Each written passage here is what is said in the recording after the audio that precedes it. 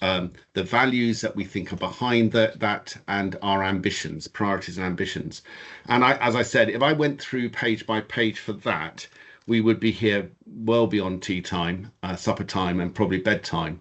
So I'm not going to try to do that this evening. I'm trying to give a sense of the corporate strategy, accepting I'm going to miss out quite a lot, and then ask questions. And we've got sort of colleagues on the call who can pick up some questions, or we can go off and come back to you if appropriate.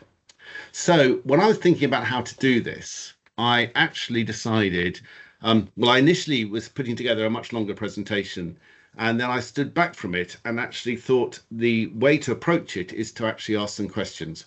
What questions would I want to know if I was looking at another housing association's corporate strategy? So I sort of start from basics, and I'm going to answer the questions. What is it for? What is the point of a corporate strategy? Where does it come from? I was then trying to work out what is the biggest thing that we're trying to achieve right now. And I've used the phrase where it is the non-vanilla stuff, and I'll unpack that a bit later on. But by non-vanilla, I mean, what is the stuff that is sort of the unique selling point of Broadland? What is it that we try to go above and beyond on? What is it that we try to do that isn't just complying with a regulator's expectations? Where do we see ourselves? And I think I'm talking geography at that point. And then I am going to devote about 10 slides to giving you a sense of some of the things we're trying to achieve. And then right at the end, my last slide comes up with where do I anticipate the stress over the next 3, 4, 5 years that may compromise our ability to deliver what we want to deliver. So I start with what it's meant to do. What is it for? Why have a corporate strategy? Surely we just get on running the business, trying to provide the services to our residents, trying to build new homes, trying to respond to homelessness. And we don't actually need to stand back and say, so is that our priorities? And I think that the corporate strategy's purpose, and I do think my gifts are not working. All those things were supposed to move, but they've obviously decided they don't feel like it this evening, which is typical.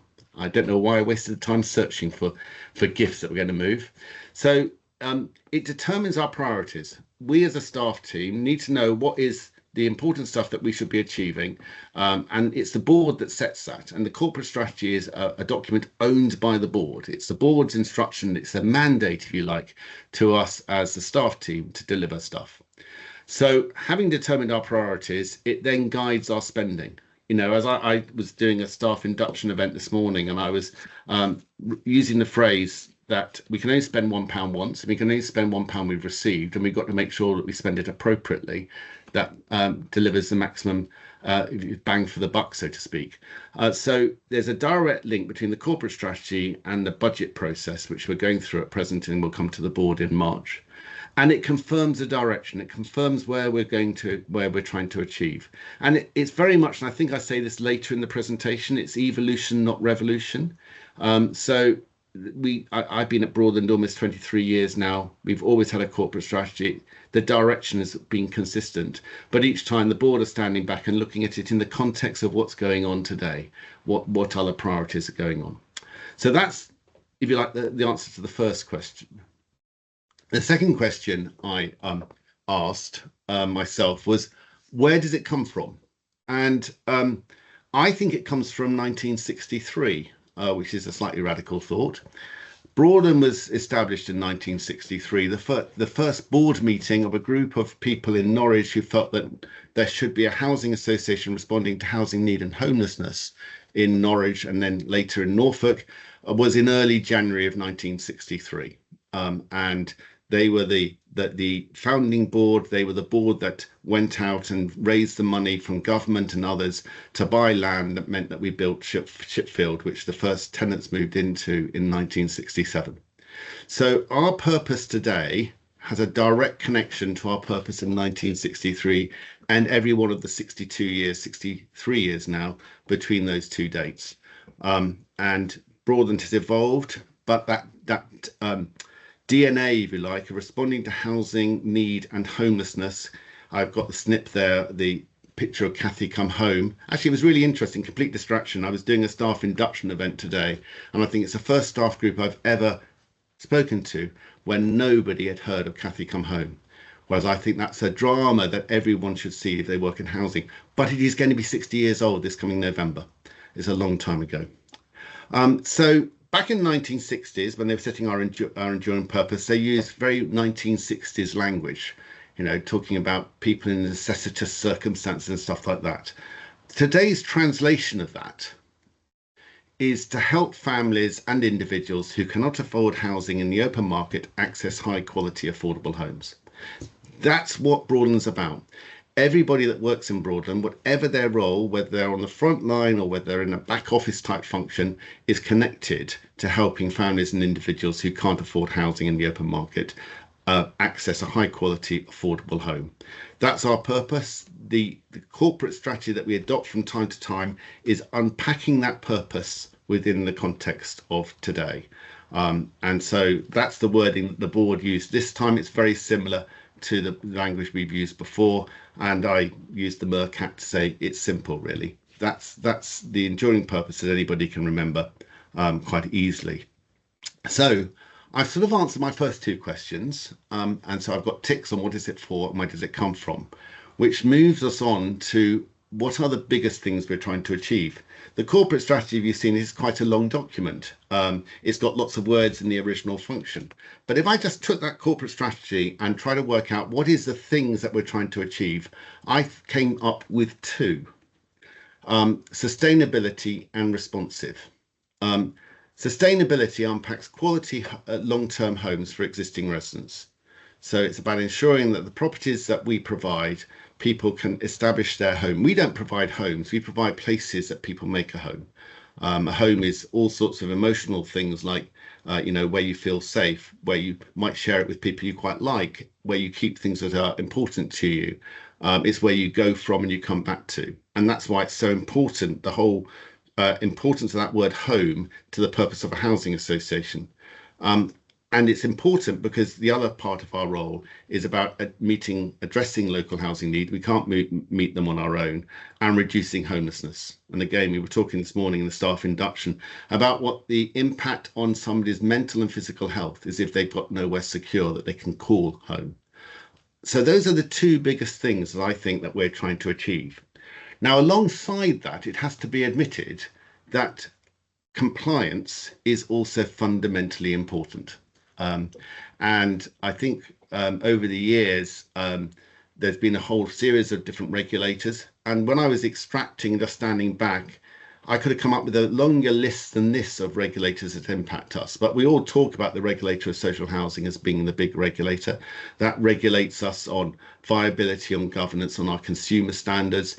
It's the regulator that comes and inspects us every 3 or 4 years. It's the regulator that this time last year we were welcoming to Norfolk virtually predominantly and talking through issues.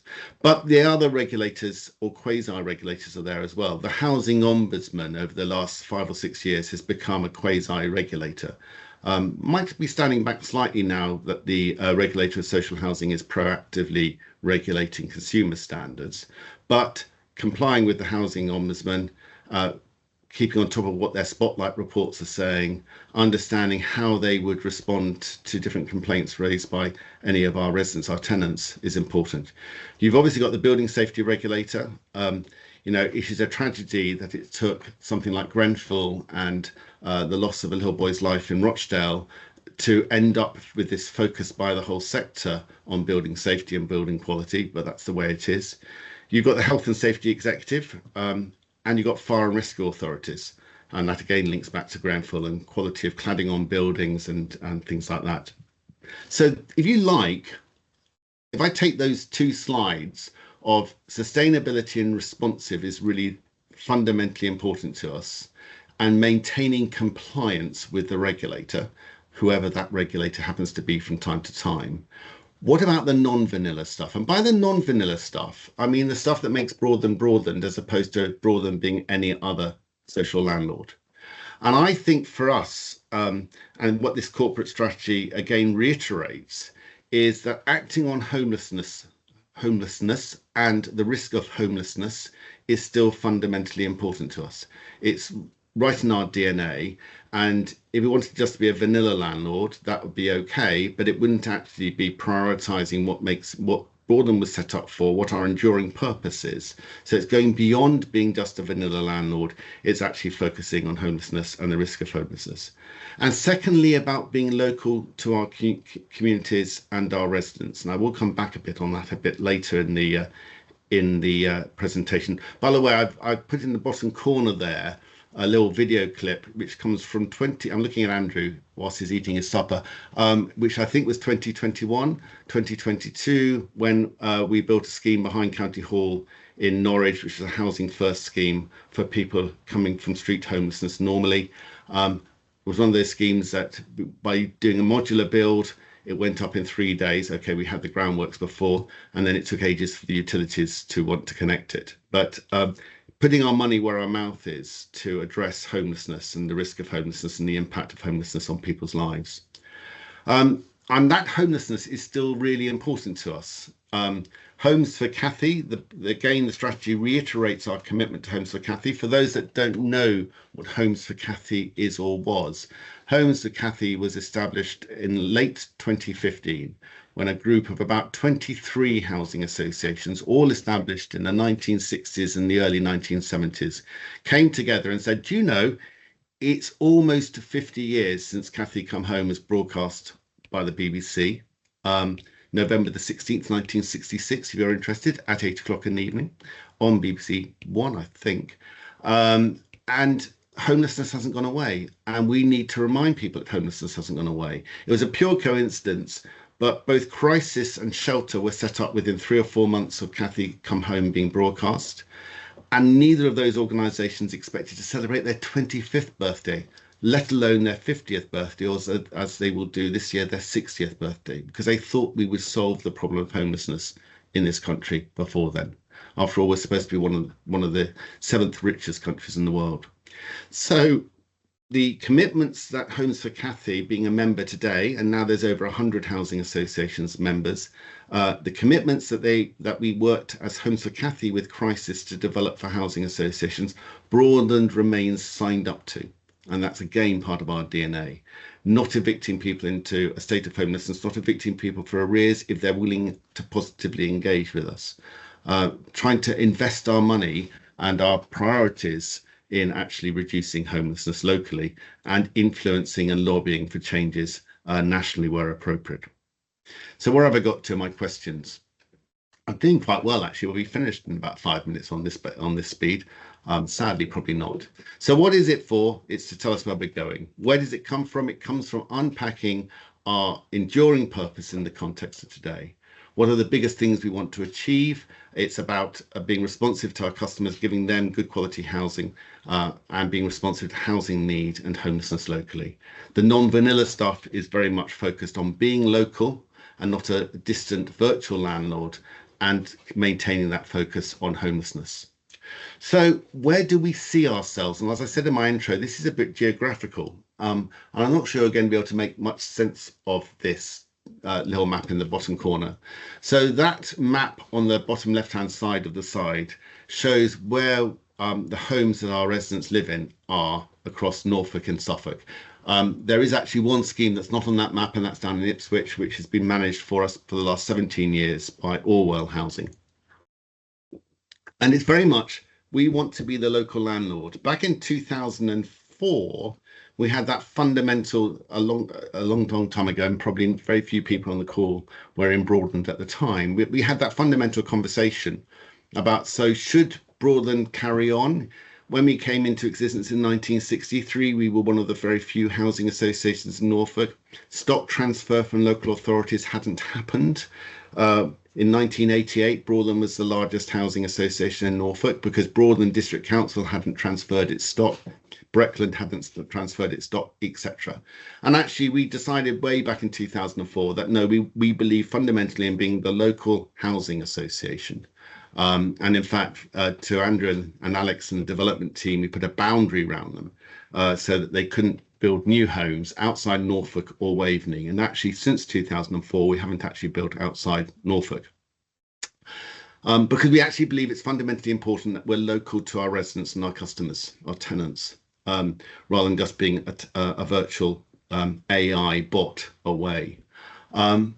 Being in business for local communities. We were talking about this yesterday. We had a board workshop yesterday, and we were talking about actually being the Norfolk business and investing our money into Norfolk, spending our money locally, as well as actually being accessible to our residents locally. Therefore, helping neighbourhood sustainability. Interesting discussion that has been over the last few days about the impact of affordable housing on the sustainability of schools. In my own village, there's a scheme that was built a couple of years ago, a brand new housing, but they managed to persuade the planning authority that their Section 106 contribution was a car park to the school. When we moved to the village, there were 140 odd children in the school, and it's now 43 children in the school. And that new housing development hasn't put any new, there's no children living on the scheme. So there's no children going to the primary school, no children feeding to the secondary school. The reality is if you build affordable homes, you end up providing accommodation to families, and you do actually make communities more sustainable, which makes the shop, etc., more sustainable. And working in partnership. We very much see ourselves working in partnership with local contractors, local authorities. Obviously, we've got the whole debate currently, and we'll find out sometime in the next 6 weeks what the government's proposals are for local government reorganisation. But being local to our local authority partners is really important to us, and understanding their priorities. Just on that local thing, which some of you may or may not have heard about, is we are actually consulting right now. We're going through a staff consultation which started a week ago, and part of that is about moving from a 4-patch arrangement. We've currently got 4 local delivery patches to 5 local delivery hubs. And if you could make sense or head or cent or whatever the phrase is of that map, it shows roughly the geographical distribution of the 5 hubs, but there'll be 1 for north, 1 for east, south, west, and the city centre. So it's again about being accessible and local to our residents and to other stakeholders in those communities. So I've answered now 5 of the questions I was going to ask myself, and I've moved myself to the more difficult one and the bigger one, and the one that sort of is spread through the document. So what are we actually trying to do now? Now, in the corporate strategy document, we agreed 6 big objectives. I think one of the interesting things about all these things is working out the right terminology, and are things priorities or objectives or aims or ambitions. It doesn't really matter what the lingo is. But the actual corporate strategy is structured around 6 big themes: providing people with affordable homes, looking after our tenants' homes, helping people living in our homes, empowering residents to shape Broadland, ensuring the long-term viability of Broadland. We want to be around for the next 60 years rather than stretching our finances so much that we have to look for an exit, and running Broadland efficiently and effectively. Now, in the document, and this is where the terminology, whether you call it objectives or priorities or whatever, but somebody faithfully counted for me last summer, there's 81 different statements about things that we want to do. And I think if I went through all 81 this evening, I would lose you quite easily, and you would start by turning off your cameras, and then you would perhaps just leave the call. So I decided, with the advent of artificial intelligence, I gave the corporate strategy as a gift to Copilot, which is the artificial intelligence system that we have operating in Broadland. And I said, tell me, what do you think our 10 overarching priorities are across that strategy? Forget the 6 areas and all the other stuff, but what do you think are the 10 overarching priorities? And this was its answer. We do occasionally give it a gender, but I think it is probably the right thing to talk about.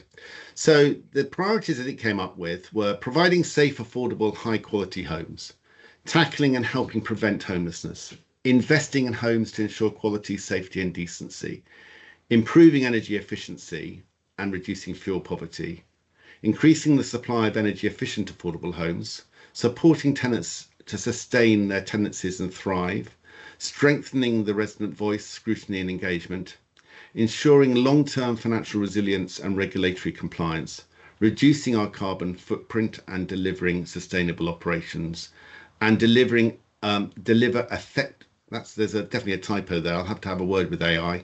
Deliver effective governance, risk management, and organizational efficiency.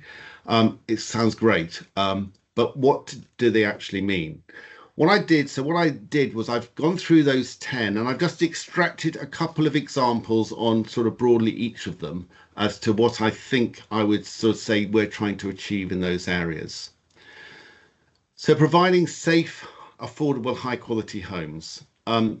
What I think our aims that I picked out last night were reducing the time homes are empty by prioritising void works.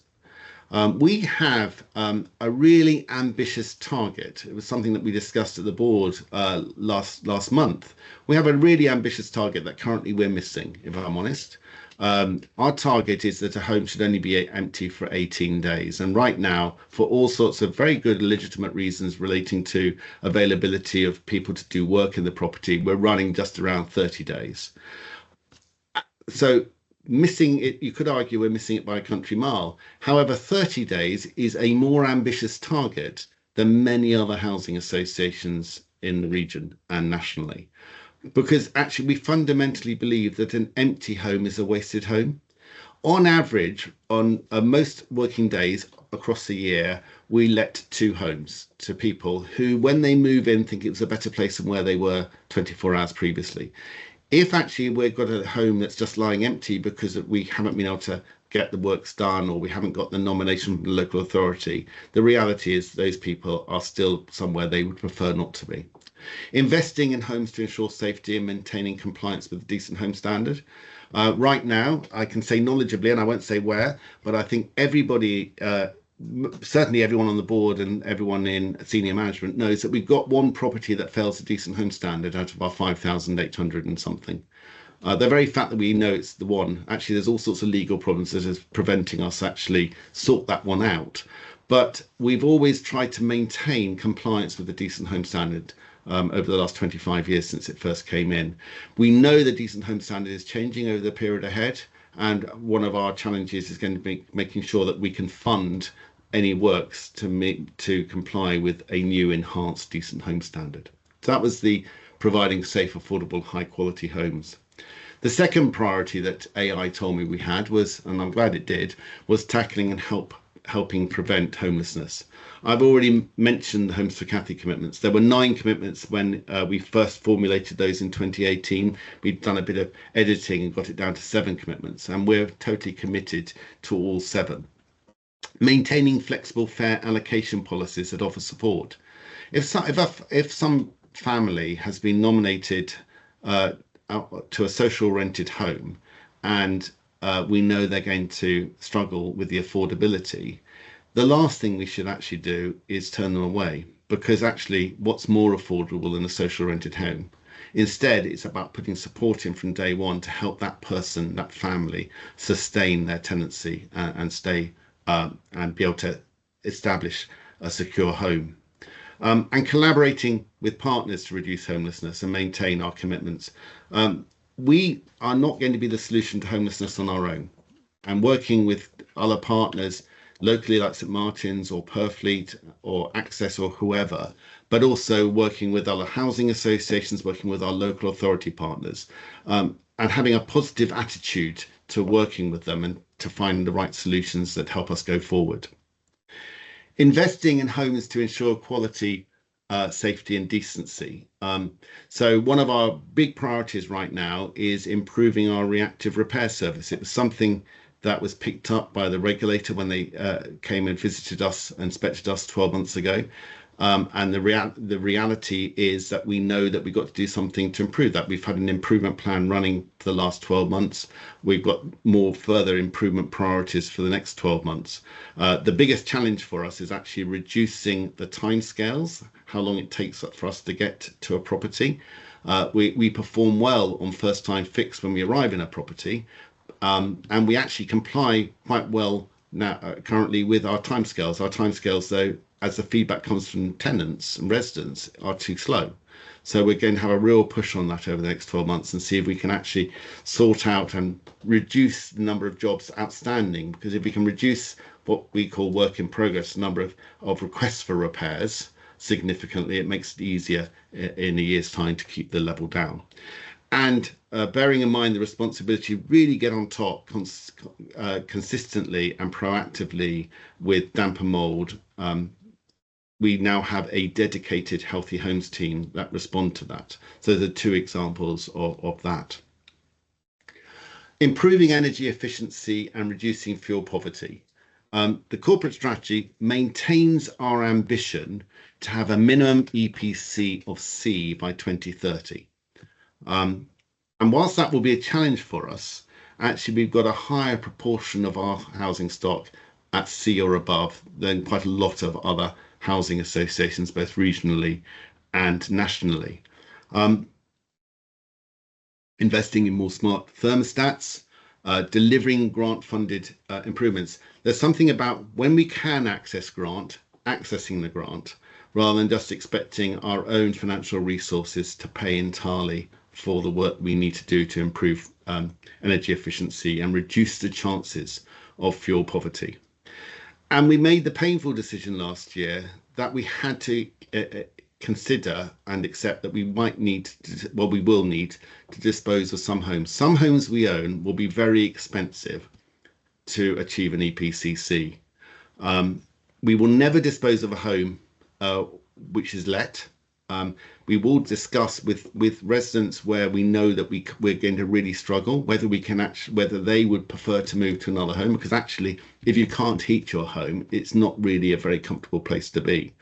And we estimate that over the next 5 years, we'll probably have to dispose of about 260 homes.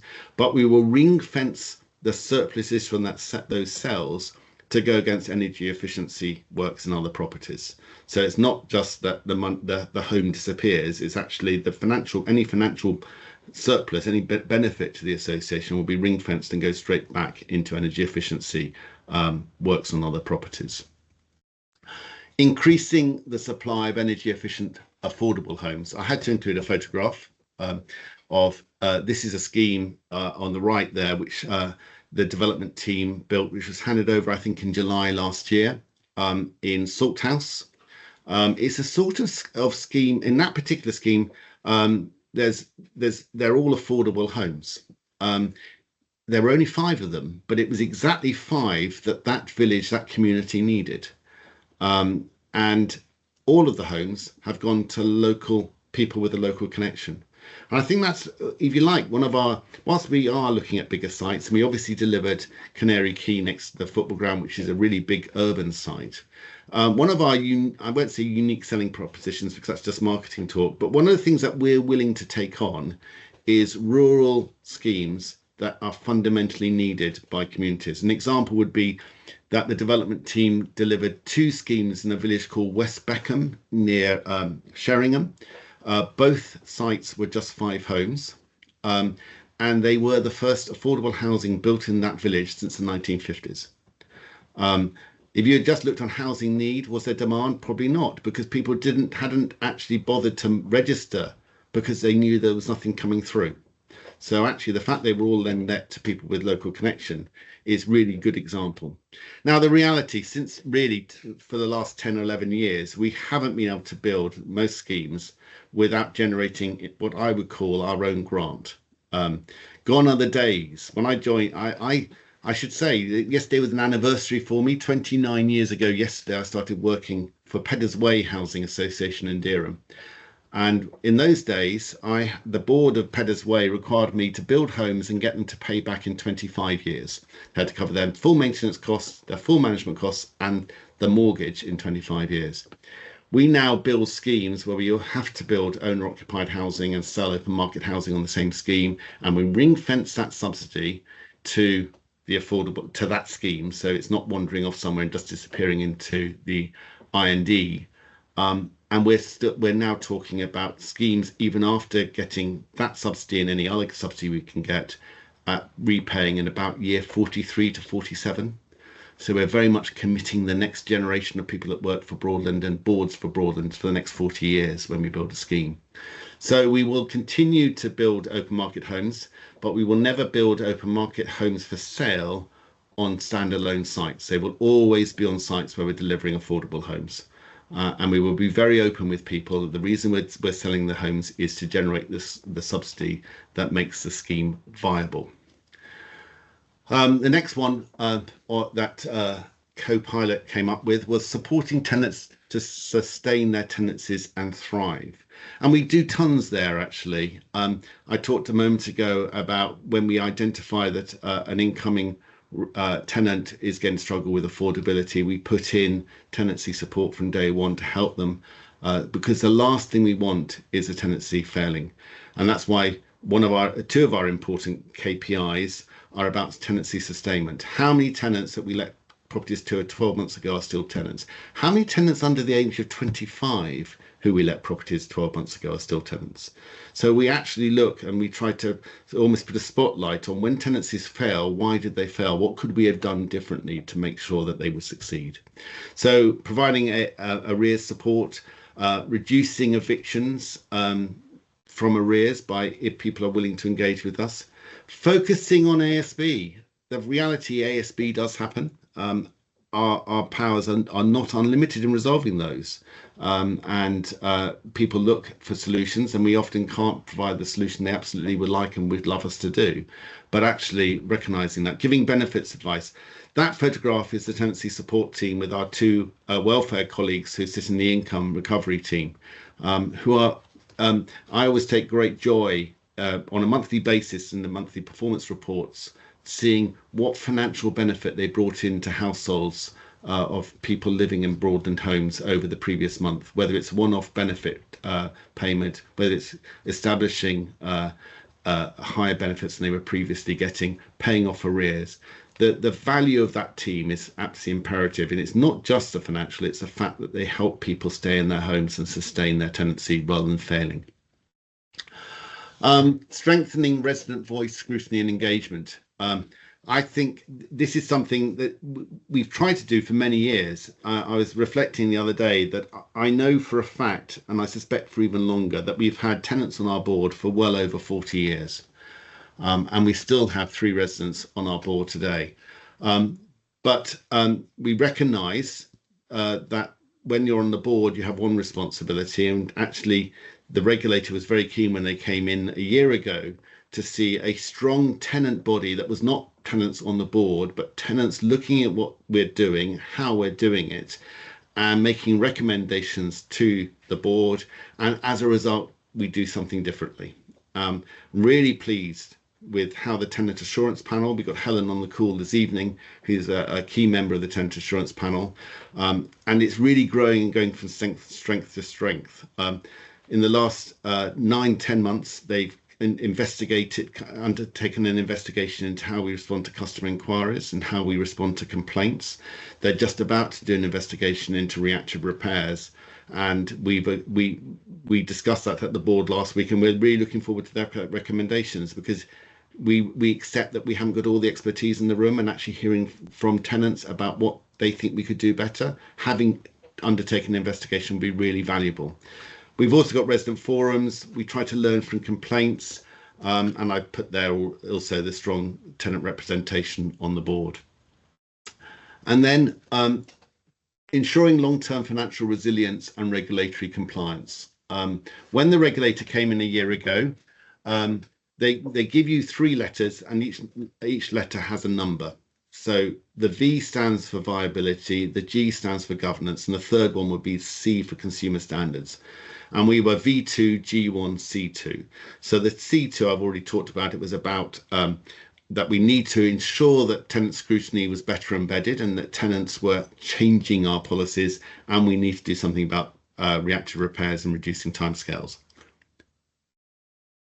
The V2 reflects that we've always stretched our finances to deliver what we think is important. I won't say that V2 is a badge of honour, and certainly Richard Petty, who's on the call from Jones Lang, would probably disagree with me that it's a badge of honour, but it does demonstrate that you're really stretching your finances to not only provide services, but also to build new homes and respond to housing need. And the G stands for governance. We think it's really important that we maintain that V2 and G1. I think if we ever became V1, we would have an examination about what opportunities are we missing to make a big difference. We borrowed, I'm going to look at Ian, he doesn't know I'm looking at Tim, but I think we're around £230 million worth of drawn debt right now. Each of those funding agreements has a clause that says these are the covenants against which you've borrowed the money. And if you breach one of those covenants, we might ask you for all that money back. So actually maintaining covenant compliance so that we give no funder any excuse to ask for any of the money back is really important. And therefore, to do that, we have to get the, if you like, the bread and butter right of business planning, stress testing our business plan, making sure that we're doing budgets appropriately and they're reflecting the priorities, but they're also reflecting our financial capacity. We can only spend £1 once, we've got to spend it wisely. Reducing our carbon footprint and delivering sustainable operations. All sorts of things probably fall into this category, and I've deliberately, or Copilot as well has agreed with me, deliberately separated it from fuel poverty. It's not just about making sure our homes are efficient. It's not just about reducing the likelihood that people living in our homes might experience fuel poverty. It's also about running the business effectively and in a green way. We know, okay, we've got 24 years to achieve net zero as a business, but actually you take it as it's a journey. So actually trying to work out how we decarbonize the business, transitioning gradually and not being foolhardy, but transitioning our commercial vehicles. We've got about 95 Broadland vans on the road, transitioning when appropriate those to an electric fleet rather than a diesel fleet. Continuing, we introduced hybrid working as a consequence of COVID now almost 6 years ago, would you believe? The reality is that it's worked very effectively for us. People are expected to be in offices 2 days a week, and we reduced their commuting cost. I did work out back in 2020, sometime in the summer, how many miles Broadland staff hadn't driven to and from offices, and it was some terrifying figure. I know that in that first week of COVID, I stopped. I saved 9.5 hours of commuting. And actually Broadland got a lot of those hours. But hybrid working works. It reduces the impact on the planet. It's good for people's work-life balance. And actually we haven't seen any reduction in outcomes and workloads from people. And as I put there, environmentally responsible procurement as well. Deliver, there's definitely a typo. Should we deliver effective governance? I obviously got excited about the effectiveness. Governance, risk management, and organisational efficiency. I think we've been very fortunate over the time I've been at Broadland having really strong boards. I think we've got a really strong board right now. I'm not just saying that because we've got board members on the call. They might have a contrary view, you never know. But actually maintaining strong boards is really important. Getting effective board members, an effective board that works as a team to determine the strategy and hold us to account is really fundamentally important. That does mean succession planning. We're going to have some vacancies on the board this year, one resident and one independent, and actually planning that effectively is a bit like a relay race. Making really good use of data analytics. What can we glean about what we know or should know to make more effective decisions? Maintaining internal audit. Internal audit is a requirement, but actually getting true benefit of internal audit. And one of the real benefits right now is as a member of Independent East, which is a group of 5 housing associations, ourselves, Freebridge and Saffron in Norfolk, and Havebury and Orwell in Suffolk, we've all appointed the same internal auditors. So it's not just a case of getting internal auditors to come in and examine different areas of our business, but it's also giving them permission to share good practice and to suggest how we can improve and how others might improve as a result of seeing what Broadland does if we get a better result. And we will explore, and I do say explore because I don't pretend to understand it, artificial intelligence over the next 3 or 4 years and try to work out how does that help us run the business in a more effective and efficient way. So where have I got to? I've almost got to the end. You'll be relieved to know I'm a few minutes behind where I wanted to be. So I've answered the top 6 questions, and the question that's outstanding is, where will the stress come from? What do I, if you like, and other colleagues, board members and exec and wider leadership group, what if we wake up at 3 o'clock in the morning, do we get concerned about might impact our ability to deliver our strategic ambitions? Financial capacity, I said we were V2. In real terms, we've seen some financial blows over the years. We had 4 years where there was a rent decrease of 1%. Doesn't sound much, but that strips out capacity over the whole 30-year business plan. We had rents very intelligently capped and sensibly capped in 2023 with a 7% rent increase in our affordable rents, but our operational costs went up by 16%. So we don't have really wide margins. We have to spend wisely, and every so often you think if something comes along and bites us that's unexpected, it will take some difficult discussions. Meeting resident expectations, I think that is a responsibility of any social landlord. I think resident expectations are getting higher, and that's always going to be a challenge. Responding to community ambitions, and that's not just about the communities of our residents, but it's the neighbours of the village or the town or the urban area, responding to their ambitions and understanding what we can and what we can't do. We have got local government reorganisation coming along, and we've also got a new mayor. I've sort of merged those into one box, but you could argue that they're two different things. The mayor, which will come in 2028, will determine probably grant funding for any new affordable homes, but local government reorganisation will affect social services. It will affect nominations in the housing departments. You only need planning.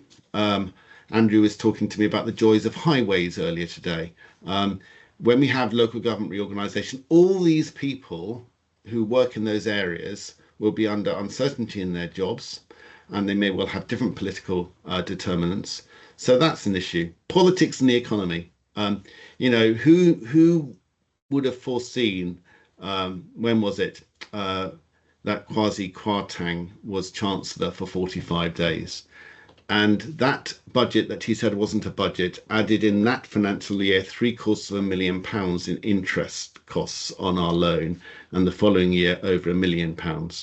That was not anticipated. And there's only so many of those sort of blows that you can actually take. And then, of course, it's the big unknowns, the things we don't know right now, and how we would have to navigate whatever might come along. I think Donald Rumsfeld said that the biggest unknown is the unknown, or something like that. And I think that was very true when he was Secretary of State in the States. The big unknown of what you don't know that you should be anticipating. So there's much I haven't discussed this evening. This corporate strategy started with us unpicking our values and what our values meant to our enduring purpose and how we were going to deliver it. I haven't talked about the values. That's in the more weighty document. I haven't talked about the behaviours that we expect from everyone, but they're in the corporate strategy. And we expect everyone that works at Broadland, whether as a volunteer, a board member, or an employee, to live those behaviours. I haven't talked about the detail that affects every job, but the reality is, directly or indirectly, every employee in Broadland is affected and shaped. Their responsibilities are affected and shaped by this corporate strategy. As I think I said at the beginning, this strategy is evolution, not revolution. It's not radically different. It's just how do we keep going, doing what our enduring purpose says we should be prioritising in the context of today. And that, I think, is all I was going to say, but I've probably gone a minute or two over what Paula told me I was allowed to speak. So I will stop sharing, hand back to Paula whilst I have a glass of water.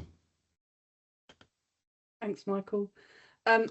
There isn't any questions in the chat, which I assume that people are now going to bombard you with questions. Is there anyone that has something they want to ask Michael? Or Andrew, or Ian, or Louise, or any other Broadland colleague on the call? Francis, you just put your hand up. Do you want to take yourself off mute? Just unmute yourself. You're still on mute, Francis. Sorry.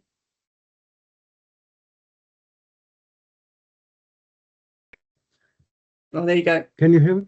Yes. The energy measures efficiency measures that you mentioned for this new homes? Are they going to be with the same equipment and same standards, or are you going to have room for improvement if new energy measures come into, equipment come into place? Are they all built on the same standards? I might bring in some colleagues here. I mean, broadly speaking, we've got to know what's out there that works. There's something that sometimes which is really good about being on the leading edge of new technology, and there's an advantage to be an inch or two back from the leading edge, so we can see other people's mistakes and learn from them.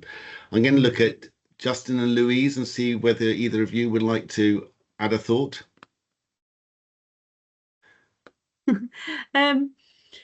Yeah, I suppose it's like a difference between the new homes and the existing ones. And I think you were kind of asking more, were you asking more about the new ones? Yeah, the new ones. Oh, right. Okay, that would be Andrew and Alex. Yeah.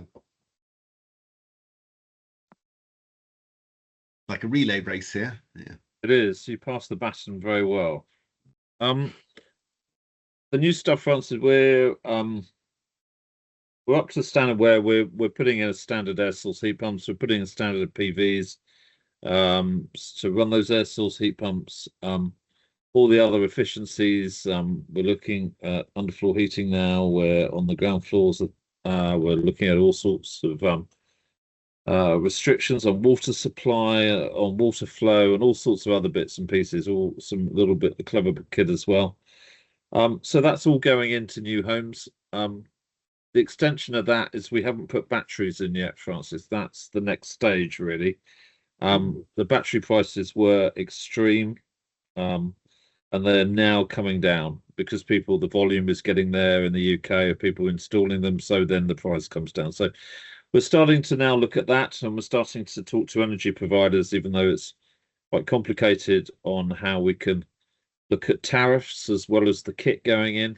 And that's the bit of research and discussion we're having now with some direct to energy providers itself to see what we can do and what schemes we can get to work. So it's a combination of both. It's kit and it's trying to deal with energy tariffs as well. And then if we can deal with the energy tariffs, the new homes, then we might then be able to start to win some energy tariff improvements on the existing as well, which is going to make a much bigger difference at the moment. Thanks, Andrew. Does that answer your question, Francis? Yes, it does. Thank you. Thank you. Don, you have your hand up. Don't take yourself off silent. We can't hear you, sorry. We still can't hear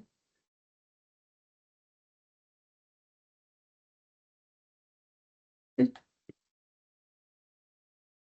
Is your sound on your end, Don? Because we can't hear your question. No. Maybe write it in the chat. Yeah, I was going to say, do you want to pop it in the chat? Thank you. Is anybody else while Don's typing away has a question? Oh, Francis's hand's back up. I just want to know regarding when the Broadland was first started, and they said, "Kathy, come home." Is that for a specific group of persons within the homelessness community? It looks like somebody who has this is their alternate home if you're not happy with the present home. Kathy Come Home was a brilliant and very heart-wrenching BBC docudrama broadcast in November 1966. And it told the story of based on a girl called Kathy. She meets a young man whose name is escaping me right now. They get married, they have children, they get a home, and then he has an accident at work, loses his job, and it's their descent into homelessness. And very sadly, it ends in a heart-wrenching way where the children are taken into care. And what was so monumental about that film was it changed social policy. It was in the 1960s, if you became homeless, the state supported the mother and children, but didn't support the husband or father. So the father wasn't allowed to live with them. The mother and children move into a hostel where they're living in almost dormitory type accommodation with other mums and children. And that policy changed as a result, and that's why it was so important. And it demonstrated that it was in the days when, probably 1966, where there's still only 2 television channels to watch as opposed to hundreds, and how actually it energized a nation on public opinion. So government changed their minds, so I would say it was sort of the first drama or program on television that had a real impact on the nation's consciousness of homelessness and what the impact of homelessness was. The sad thing is that we still got homelessness. And so when we were setting up Homes for Kathy, we were saying, so what do we call ourselves? Kathy's our grandma or something. And the then chief executive, Paul Doe of Shepherd's Bush, said, why don't we just call it Homes for Kathy? So we use the phrase Kathy because it means something to that generation. The tragedy is that we're so many years on and people are forgetting that Kathy Come Home was ever on. So they think, what on earth is Homes for Kathy all about? But it's just a phrase. It's a marketing phrase. Now, did I see Don's question turn up in chat? Yes, you did. Can you see it? You got it. I might ask Louise and Dale. Is Dale on the call? Yeah. Yeah, I'm on the call, Michael. I mean, it's an interesting point, Don. We are currently exploring how some people have adopted the use of AI to support with video calls in supporting the diagnosis of repairs and also to identify the relevant parts. Alongside that as well, we've just been procuring our supply chain, and it's really interesting that some of the technology now allows diagrams and breakdown of boilers, etc., which can be used while operatives are on site to identify the correct part. So these are all ideas that we're adopting moving forward to try and make ourselves more efficient and again continue to raise that first time fix. But I definitely think there's an opportunity for AI to help us with diagnosis moving forward. Thanks, Dale. Helen, you've got your hand up. Do you want to take yourself off mute?